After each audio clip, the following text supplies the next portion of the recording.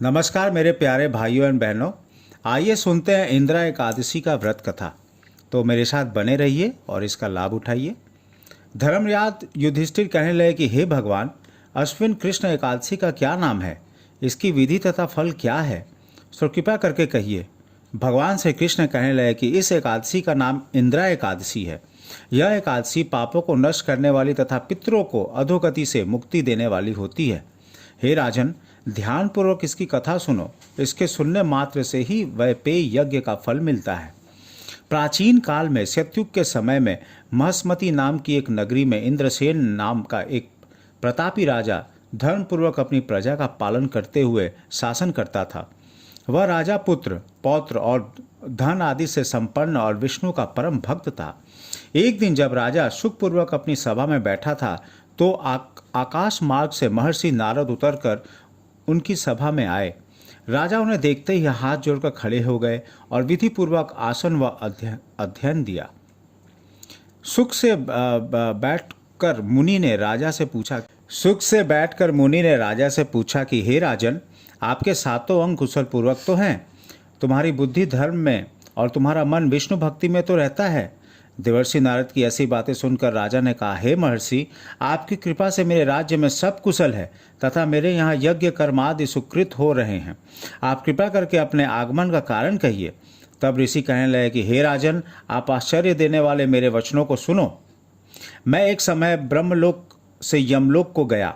वहाँ श्रद्धापूर्वक यमराज से पूजित होकर मैंने धर्मशील और सत्यवान धर्मराज की प्रशंसा की।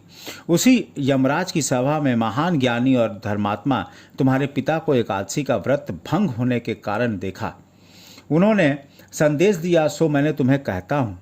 उन्होंने कहा कि पूर्व जन्म में कोई विघ्न हो जाने के कारण मैं यमराज के निकट रह रहा हूँ।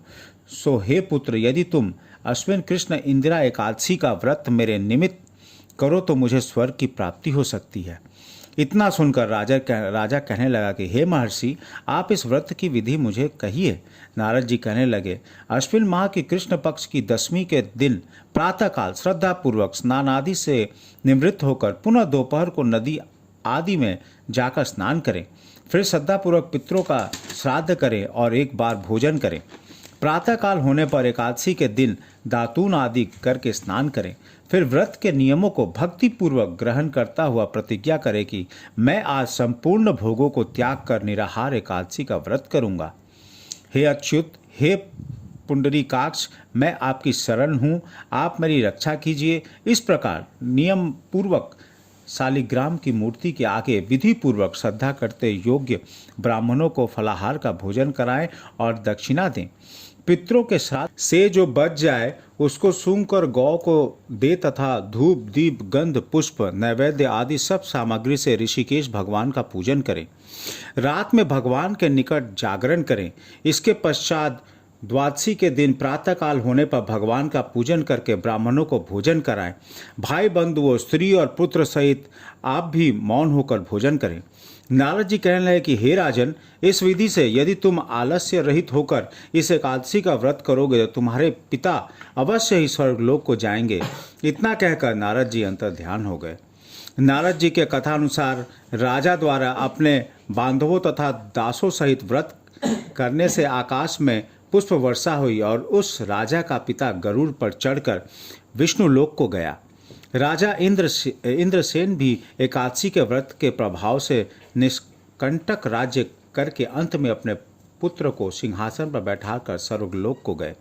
हे युधिष्ठिर, यह इंदिरा एकादशी के व्रत का महात्म मैंने तुमसे कहा। इसके पढ़ने और सुनने से मनुष्य सब पापों से छूट जाते हैं और सब प्रकार के भोगों को भोग कर बैकुंठ को प्राप्त होते हैं। नमस्कार।